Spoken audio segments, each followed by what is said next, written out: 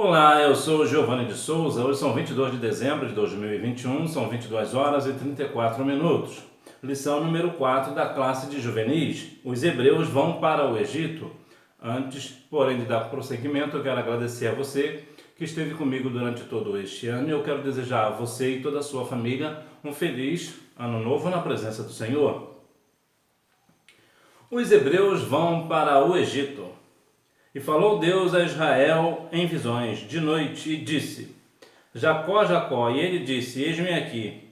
E disse: Eu sou Deus, o Deus de teu pai. Não temas descer ao Egito, porque eu te farei ali uma grande nação.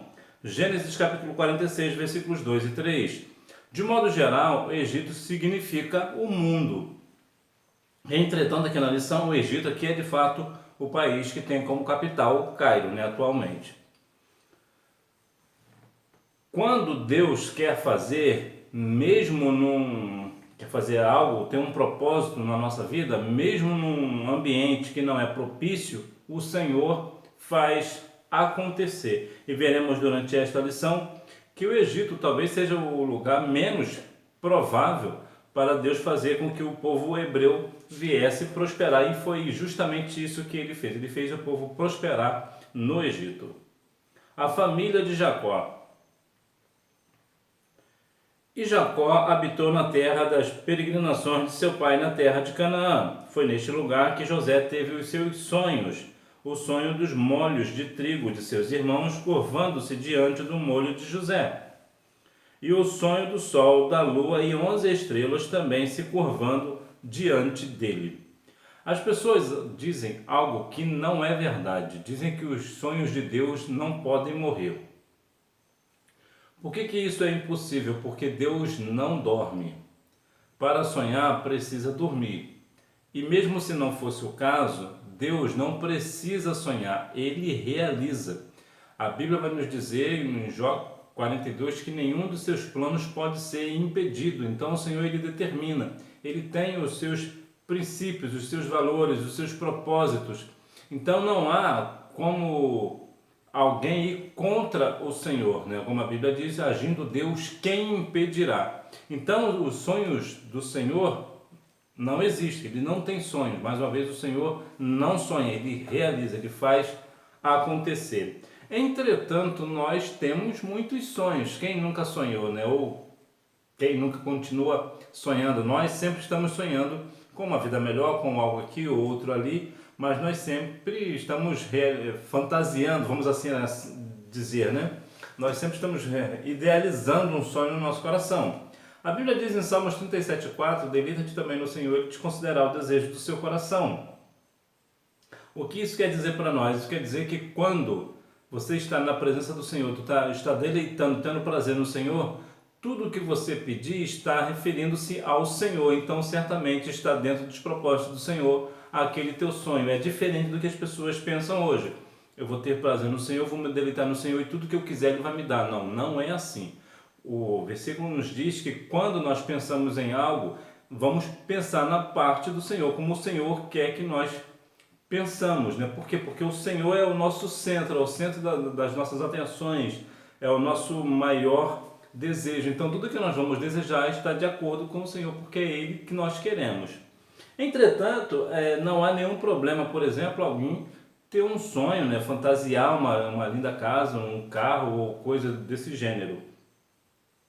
Então veja que o sonho de José era um sonho espiritual, não era um sonho que nós muitas das vezes fantasiamos. O sonho de José era um sonho real. E há muitas pessoas nos dias atuais que têm esses sonhos espirituais, E alguns têm o Senhor da interpretação desses sonhos, Quantas das vezes você ou alguém que você conheça teve um sonho e realmente o sonho se realizou da forma com que foi sonhado? Por quê? Porque aquilo ali foi um sonho espiritual. E foi justamente isso que aconteceu com a vida de José. José teve um sonho, que os molhos de trigo de seus irmãos curvavam-se diante dele, de José, quase que não saiu.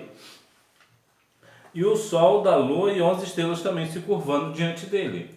Entretanto, esse sonho de José teve algumas consequências. E nós vamos ver bem qual é a consequência disso, né? Ele acabou sendo vendido, né, para os ismaelitas pelos seus irmãos. Olha que situação, né? Olha que coisa estranha. Mas aí nós vamos ver, como diz aos Romanos capítulo 8, versículo 28, que eu vou ler aqui para você. Aos Romanos capítulo 8, versículo 28. Sabemos que todas as coisas cooperam para o bem daqueles que amam a Deus, daqueles que são chamados segundo o seu propósito. O que esse versículo vai falar para nós? Vai falar o seguinte, porque algumas pessoas até têm isso aqui como um triunfalismo, né? Dizem que todas as coisas cooperam para o bem daquele que amam a Deus, então tudo que eu fizer vai prosperar porque é o bem que eu quero, que eu amo a Deus, então por eu amar a Deus, tudo que eu fizer eu vou prosperar. Não é isso que o versículo está dizendo. O ponto-chave do versículo de Romanos 8, 28 quer dizer o seguinte, que foi justamente o que aconteceu com José. Todos sabemos que todas as coisas concorrem para o bem daqueles que amam a Deus, daquele que são chamados segundo o seu propósito. Isso quer dizer o quê? Que até quando alguém maquina, faz alguma coisa para dar errado, até isso que está errado o Senhor faz com que dê certo. É o Senhor quem faz e não nós. Então precisamos colocar isso aqui nos seus devidos lugares. Então você verá que durante o decorrer da vida de José, você vai ver que de fato, o fato de eles terem vendido o seu irmão, né, José, para os ismaelitas, foram na verdade, que era uma coisa ruim, acabou se tornando uma bênção até mesmo para eles, né? Nós vamos ver aqui no decorrer que as coisas aconteceram segundo o propósito do Senhor, né? Como a Bíblia, nós falamos lá, como eu falei lá no início, que o Senhor disse para Jacó não temer, né, descer ao Egito. Pois bem, as bênçãos de Deus em meio à dor. Chegando ao Egito, José foi vendido a Potifar, capitão da guarda de Faraó, mesmo traído pelos irmãos e vendido como escravo.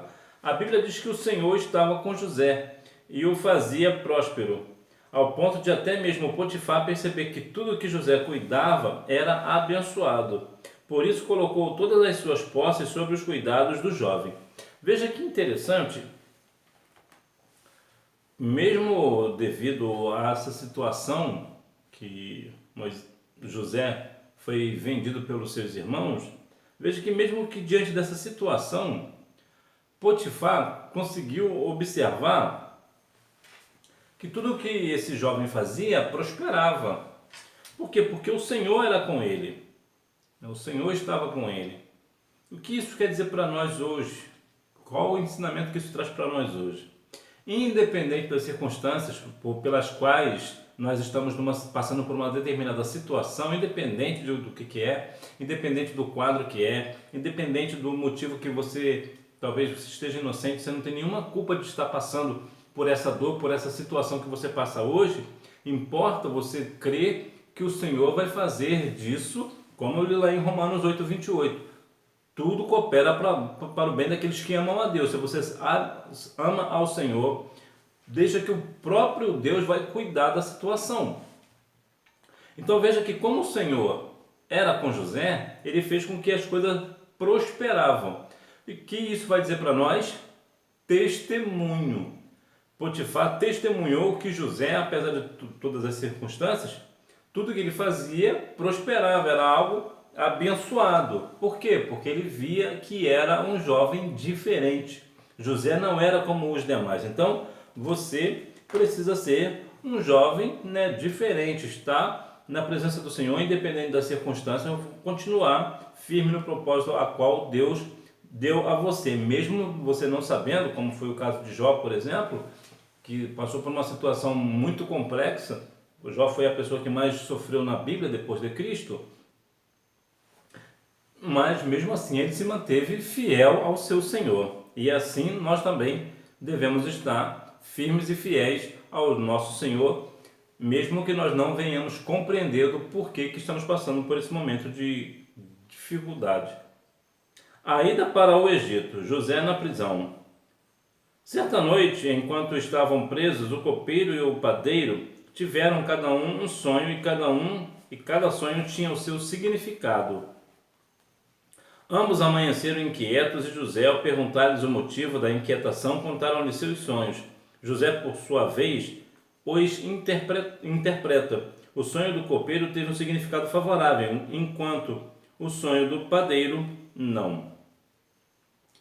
Veja que, mesmo diante dessa situação, mesmo ele na prisão, José na prisão, ainda assim, ele usou o seu talento, né, o talento que Deus deu a ele, né, a habilidade, aqui numa questão espiritual, né, de interpretar o sonho, e ele interpretou. Ele poderia muito bem, uma vez que ele está preso, e ficar, bom, eu estou preso mesmo, para que eu vou interpretar esse sonho? Eu sei a interpretação, mas eu não vou falar, não vou ganhar nada com isso.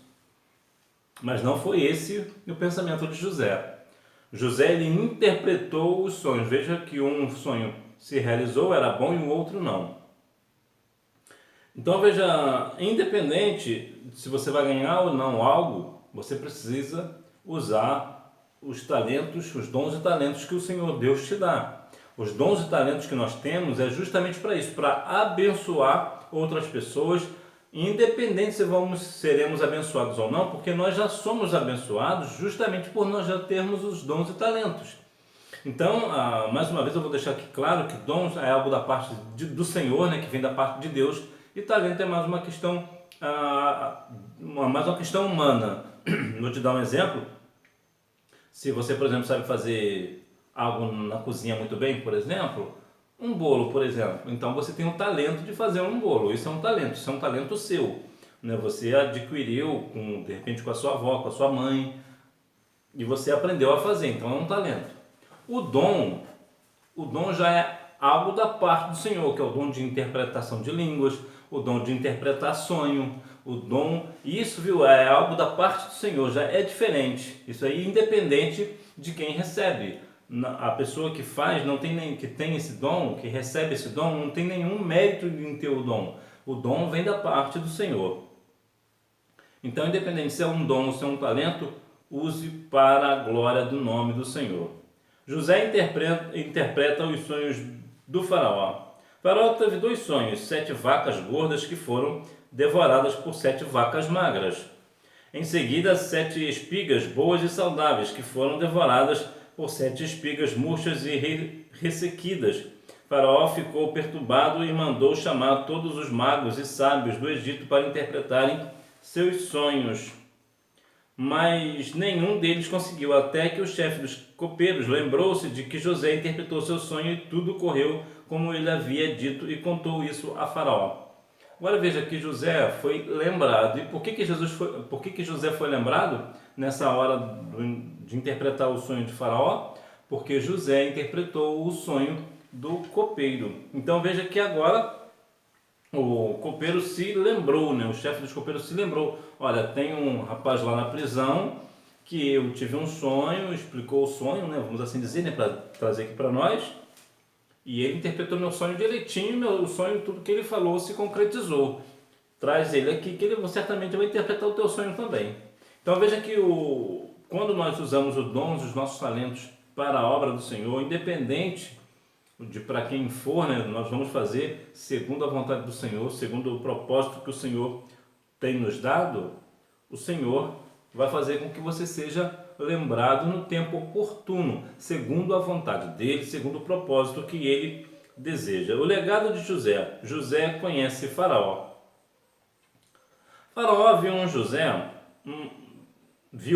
melhor dizendo, né? Faraó viu em José uma sabedoria tão sobrenatural que afirmou que o Espírito de Deus estava sobre ele e ordenou que José governasse o Egito.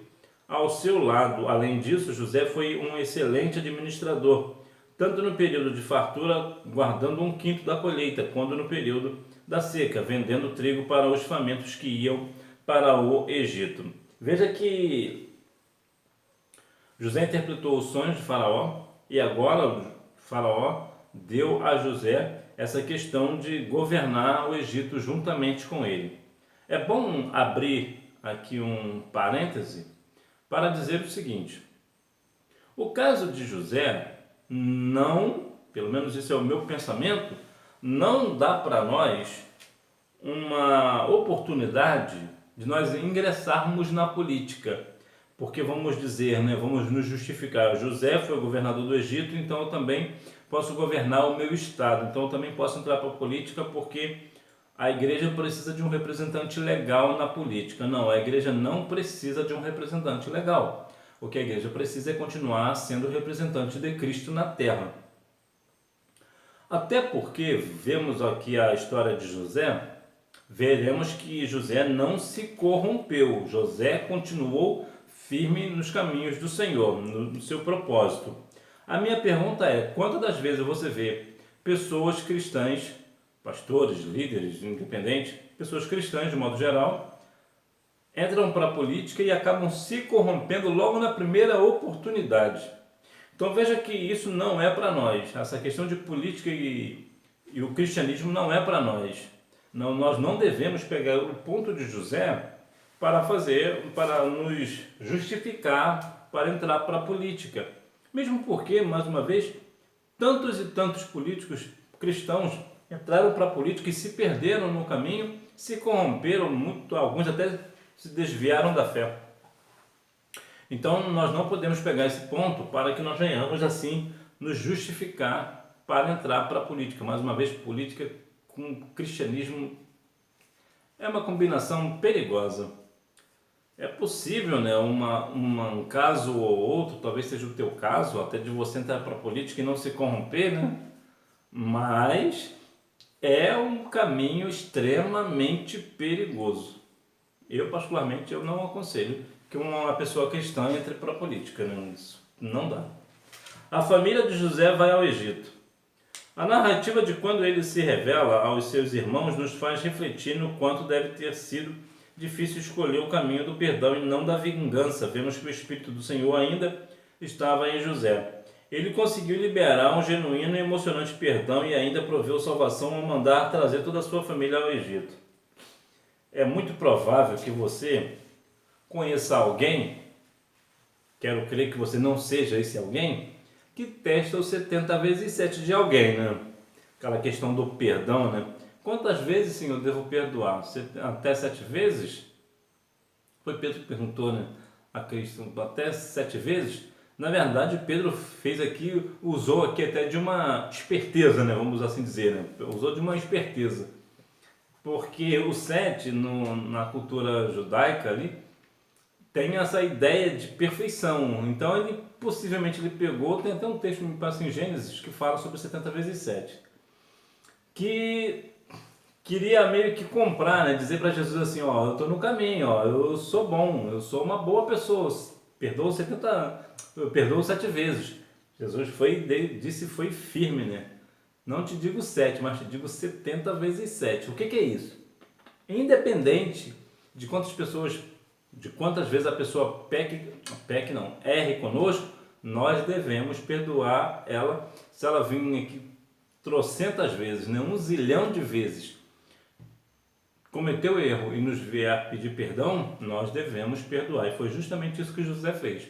José perdoou. É claro que aqui não foi numa questão de quantidade de perdão, mas foi numa questão também de qualidade. Mas independente de qualidade ou quantidade, vai dar a mesma essência do texto, vai nos falar sobre perdão. Quantas das vezes pessoas, irmãos em Cristo, que não falam com outro irmão, ou irmão de sangue mesmo, ou as duas coisas, às vezes a pessoa é irmão de sangue e irmão em Cristo e não estão se falando. Por quê? Como isso é possível? Como uma pessoa que se diz ser cristã não fala com seu pai, com seu irmão, com sua mãe, com seu tio, com seu neto, sobrinho, ou seja lá o que for, ou com o vizinho, está brigado? Isso não é de Deus. Nós, cristãos, devemos liberar o perdão. A Bíblia diz aos Hebreus 12:14, seguir a paz com todos e a santificação. Quando nós seguir a paz com todos, é porque nem todos vão querer. Na verdade, isso aqui é um outro texto, agora me fugiu a referência, mas também está no livro de Hebreus, que fala sobre a questão de... Eu deixo aqui na descrição do vídeo, eu vou deixar a referência direitinho. Fala sobre a questão de que, se for possível, tenha paz com todos. Por que, se possível? Porque haverá pessoas que não quererão paz conosco, mas nós temos que ter paz com eles. Então veja que nós devemos, como é que nós teremos paz? Liberando perdão. Nós devemos liberar o perdão, independente do que o nosso irmão em sangue, ou o nosso irmão em Cristo, ou ambos fez conosco, nós devemos sempre perdoar. A Bíblia diz que se o teu irmão tiver vindo para trazer uma oferta ao Senhor, e você se lembrar que o teu irmão tem algo contra você, vai você, né? Nem ele, né? Você que tem que ir a ele e pedir perdão. Então o perdão aqui é crucial, é na verdade o ponto-chave da nossa lição, né? A questão do perdão, né? Claro que vem a ideia da obediência ao Senhor, né? Ter todo o testemunho diante dos homens, como foi o caso de José diante de Potifar e tal, mas o perdão ele é crucial. Para concluir, Deus está no controle de todas as situações. Por mais que uma circunstância pareça adversa, injusta ou que não haja saída, lembre-se da história de José. Deus sabe o que está fazendo, mesmo quando não entendemos. O agir de Deus é surpreendente. Um dia José estava esquecido numa prisão e no outro estava sendo exaltado por Faraó diante de todo o Egito.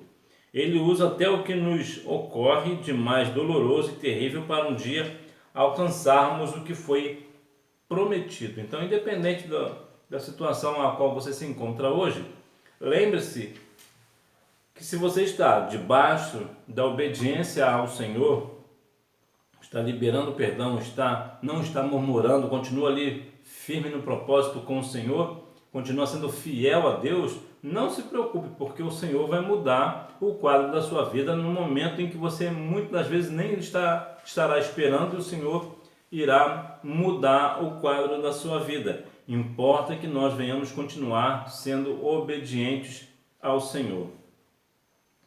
Hora da revisão. Número 1. Por ele ser o filho preferido de Jacó, por ele ter uma túnica diferenciada e por denunciar os erros dos irmãos. Número 2. O venderam como escravo. Número 3. Padeiro e copeiro. Número 4. Terra de Gozém. Número 5. É uma resposta pessoal. Então que nós venhamos a cada dia mais, quando ser obediente ao Senhor. Vemos que os hebreus vão para o Egito. Parece algo estranho, né? Como eu falei, o Egito dá uma ideia de mundo, né? Nós não devemos voltar para o Egito, nós não devemos voltar para o mundo. Mas aqui veja que, mesmo com um cenário estranho, completamente adverso, o Senhor fez o seu propósito fluir. Ele fez com que o seu nome fosse glorificado ali na terra do Egito. Que Deus em Cristo continue abençoando a sua vida, que você tenha uma boa aula, não deixe de ir à Escola Bíblica Dominical, até porque quem faz a escola é o aluno. Tenha um feliz ano novo na presença do Senhor. Tchau!